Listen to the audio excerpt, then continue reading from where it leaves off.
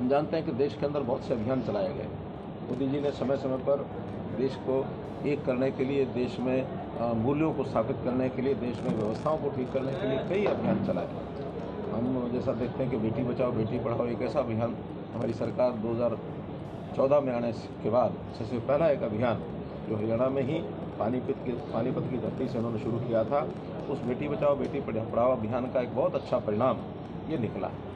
उन्हीं दिनों में उन्होंने लाल किला मैदान से स्वच्छता का एक मिशन ये शुरू किया था, स्वच्छ भारत मिशन के नाते से, और शौचालय ज़रूर हर घर में बने और ओपन डेफिकेशन फ्री ODF ये हर गांव हर शहर हो, उसमें भी बड़ी सफलता मिली है। देश के अंदर लोगों में देशभक्ति की भावना आए। मैं बाद में पहले देश यानी इंडिया फर्स्ट इस प्रकार की बहुत से आयाम उन्होंने खड़े किए जो देश के लोगों के अंदर काम किया। जब भी कभी देश पर संकट आया उन्होंने बखूबी उसका जो विरोधी सेना है, विरोधी देश है, उनका मुकाबला करते हुए उनको नाकोचने जवाए। और ख़ास करके जैसे हम देखते हैं ऑपरेशन सिंदूर जिस प्रकार से किया गया, लोगों के मन में देशभक्ति की भावना उससे भी जागती है। कितने ही काम व्यापारियों के लिए, जैसा मैं कहूँगा कि चाहे देश की आर्थिक स्थिति को ध्यान में रखते हुए व्यापारियों के कामकाज को सरलीकरण करने के नाते से GST जैसा बदलाव जो किया गया उसका भी बहुत बड़ा सकारात्मक एक प्रभाव गया। और अब तो GST की दरों को भी कम करके और 4 स्लैब के बजाय 2 स्लैब कर दिए गए। कितने ही काम गिनाने के हैं, गिनाए जा सकते हैं। कहीं कहीं ये आभास होता है कि इतने सुधारात्मक काम करने के बाद देश से आतंकवाद भी समाप्त किया गया, नक्सलवाद समाप्त किया गया। अभी कल ही सैकड़ों नक्सलवादियों ने और समर्पण किया, उन्होंने हथियार अपने छोड़े। एक मूवमेंट चला, हम देश के साथ हैं। नॉर्थ ईस्ट के राज्यों में एक बदलाव आया। जम्मू कश्मीर के लोग भी आतंकवाद की समाप्ति के बाद लगातार निरंतर प्रगति कर रहा है। इन सब विषयों के होने के बाद भी कभी कभी महसूस होता है कि देश के अंदर अथवा देश से बाहर की कुछ ताकतें देश को तोड़ने में अभी भी सक्रिय हैं। आम जनता को ये बताने के लिए एक अच्छा अवसर चुना गया है, वो है सरदार वल्लभ भाई पटेल का जन्मदिन 31 अक्टूबर। और 31 अक्टूबर को राष्ट्रीय एकता दिवस के रूप में पहले से मनाते हैं। एकता दौड़ें ये लगाई जाती हैं, लेकिन इस बार 2 महीने लगातार उनकी इस एकता के संदेश को पहुंचाने के लिए सारे देश भर में बड़े बड़े कार्यक्रम किए जाएंगे 31 दिसंबर तक, जिसके अंदर सबसे पहले 2 जो कार्यक्रम तय कर लिए गए हैं 25, 27 अक्टूबर को गांव-गांव में, शहर में पदयात्राएं निकलेंगी। 8 से 10 किलोमीटर की प्रतिदिन यात्रा में, पदयात्रा में लोग भाग लें। बड़ी संख्या में कार्यक्रम किए जाएंगे। इस जिले में भी इस योजना का हमारे जिलाध्यक्ष जी ने अपनी टीम के साथ बैठ करके और ये योजनाएं सब बना ली हैं। 31 अक्टूबर को और राष्ट्रीय एकता दौड़ रन फॉर यूनिटी ये भी जगह जगह पर आयोजित की जाएगी ताकि लोगों में संदेश जाए। और इसके बाद लगातार 2 महीने जगह जगह पर इन कार्यक्रमों को करने के लिए स्कूल हैं, कॉलेज हैं, यूनिवर्सिटीज़ हैं या जितने भी संगठन हैं, गैर राजनीतिक संगठन, NGOs वगैरह, वो भी उसके अंदर भाग लेंगे। कहीं सेमिनार करेंगे, कहीं डिबेट्स होंगी, कहीं प्रदर्शनियाँ लगाई जाएंगी, कहीं साहित्य बांटा जाएगा। युवाओं को बैजेस देकर, उनके पटके उनको पहनाकर, और जगह जगह जब जाएंगे तो उसका एक संदेश लोगों में जाएगा। चाहे वो किसी भी मॉल में जाते हैं, कहीं किसी कार्यक्रम में जाते हैं, सभा में जाते हैं, किसी भीड़ में दिखते हैं, बाजार में होते हैं या अपने अपने संस्थानों में भी जाते हैं, तो एक राष्ट्रीय एकता का संदेश देने के लिए युवाओं को टारगेट करते हुए युवाओं का रजिस्ट्रेशन ये कराया जा रहा है। माई भारत इस पोर्टल पर जो 6 अक्टूबर को लॉन्च हो चुका है, जो युवा और हमारे जो मंत्री हैं, युवा और खेल मंत्री मनसुख भाई मांडविया केंद्र के मंत्री हैं, उन्होंने उसको लॉन्च किया है। और उसके बाद बड़ी संख्या में युवा उसके अंदर रजिस्ट्रेशन करा रहे हैं। उसके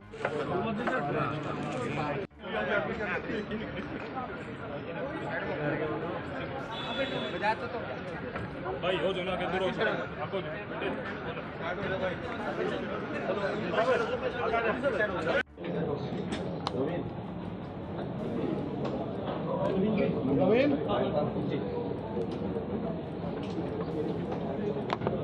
मित्रों नमस्कार।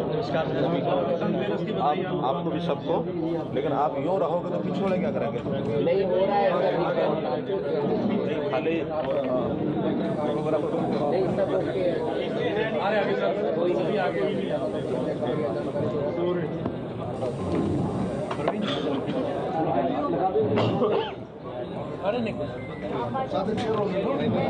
करेंगे और कहाँ करेंगे, और उसका बाद में संपन्न होने के बाद उसकी फ़ोटोज़, उसकी जो वृत्त है वो सारा उस पोर्टल में डाल करके देश भर में ज़्यादा युवाओं को इसका जोड़ा जाएगा और लगातार इस प्रकार का कार्यक्रम 2 महीने तक चलेंगे।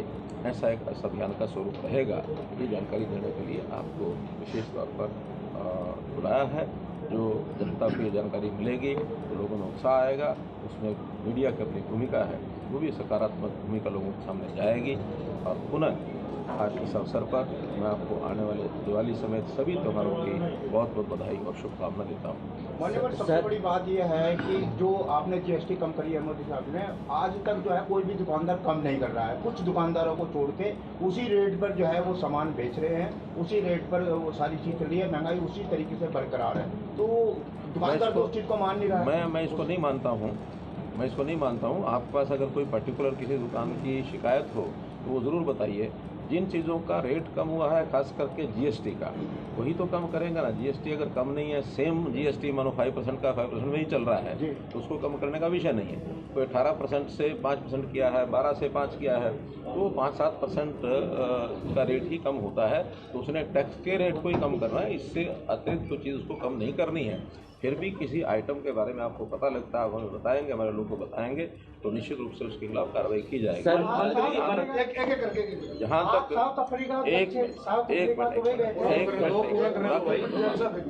जहाँ तक प्रत्यक्ष जीएसटी लगाकर आइटम्स को बेचने का विषय होता है, क्योंकि कुछ जो होलसेलर्स हैं वो स्वयं बिल के ऊपर टैक्स लगाते हैं, तो उस टैक्स को उनको लिखना पड़ता है कि वो कितने % लगा रहा है। आज वर्तमान दरों के हिसाब से अगर वो नहीं लगाता, ज़्यादा लगाता, तो वो प्रमाण हो जाता है। तो ऐसा प्रमाण भी कोई हो हमारे पास दीजिए। बिना प्रमाण के जो चर्चा खास करके कोई विपक्षी दल के लोग कहते रहते हैं, वैसा अगर कोई कहेगा तो उसका कोई अर्थ नहीं है। प्रमाण के साथ कहेंगे, देंगे, हम उसकी छानबीन कराएंगे, उसका अच्छा। सर, ये सिस्टम साउथ अफ्रीका तो दुबई गए थे, तो वहाँ से क्या सौगात लाया अपने देश के लिए, खासतौर करने के लिए?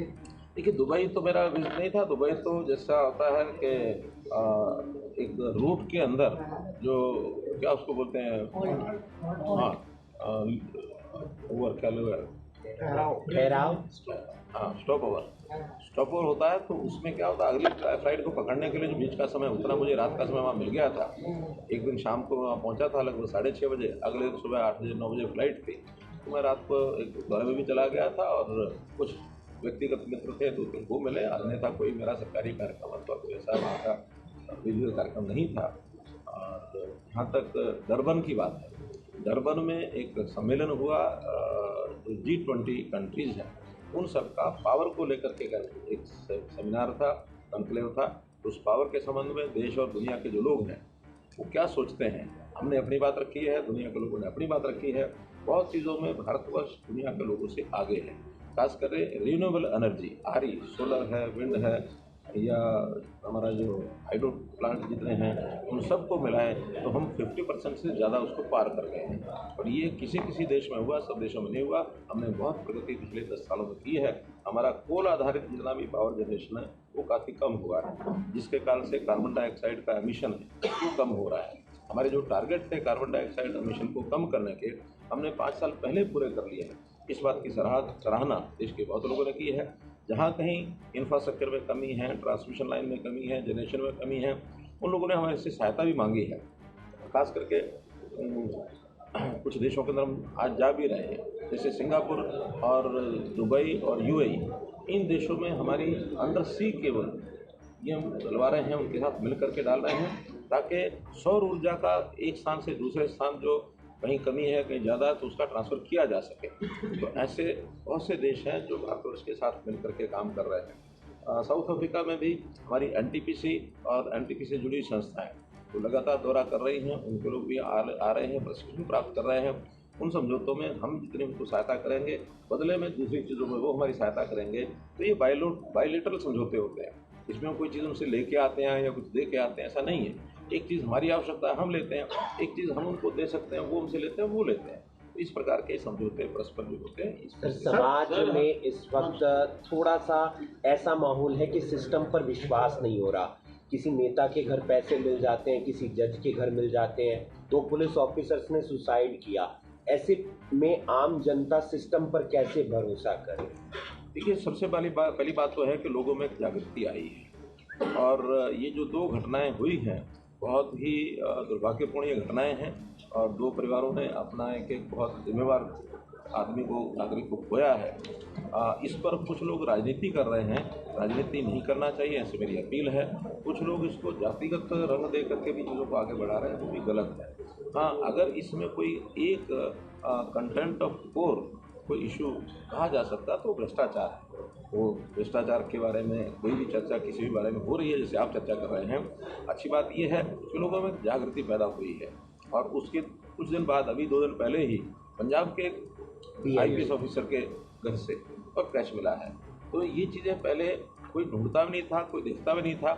आज लोग देखने लग गए, ढूंढने लग गए। हमारी जो एजेंसीज हैं जो उनको छानबीन करने वाली, वो तेज़ हुई हैं। तो एक पॉजिटिव पहलू इसमें से देखना चाहिए और हमें भ्रष्टाचार के ऊपर खुल के चर्चा भी करनी चाहिए कि ना भ्रष्टाचार करने देंगे, ना हम करेंगे, ना करने देंगे। ऐसे भ्रष्टाचार को ध्यान में रखते हुए मुझे तो लगता है कि 2 बलिदान जरूर हुए हैं लोग, लेकिन इन बलिदानियों के बाद ये चर्चा जोर पकड़ रही है और अच्छा पहलू है। हम उन 2 व्यक्तियों को श्रद्धांजलि अर्पित करते हैं। सरकार उन परिवारों के साथ खड़ी है और उनके बारे में जो भी कोई केसेस, पुलिस केस बने हैं अथवा जो भी आगे कोर्ट में जाकर के केस होंगे, तो सबको न्याय मिलना चाहिए, ये हमारी ओर से आगे। सर हरियाणा और यूपी की सीमा के पास माइनिंग का काम चल रहा है और वहाँ पर निशानदेही को लेकर पिछले 1 साल से लगातार टाल मटोल की जा रही है। हरियाणा की सीमा में कहा जा रहा है कि ट्रक डंपर जो है वो वहाँ पर चलते हैं और रेत खनन करके वो आगे यूपी की तरफ लेके जाते हैं। किसानों को वहाँ पर सिर्फ खेती नहीं करने दी जा रही, किसान भी बहुत परेशान है। तो उसको लेकर अभी तक निशानदेही का काम से लटकाया हुआ अभी तक। देखिए, ये विषय कोई आज का नहीं है। जब 2 राज्यों के बीच में जब कोई डिमार्केशन एकदम पक्की नहीं होती और ख़ास करके जब नदी आ जाती है तो डिमार्केशन के जो सारे चिन्ह हैं वो पानी के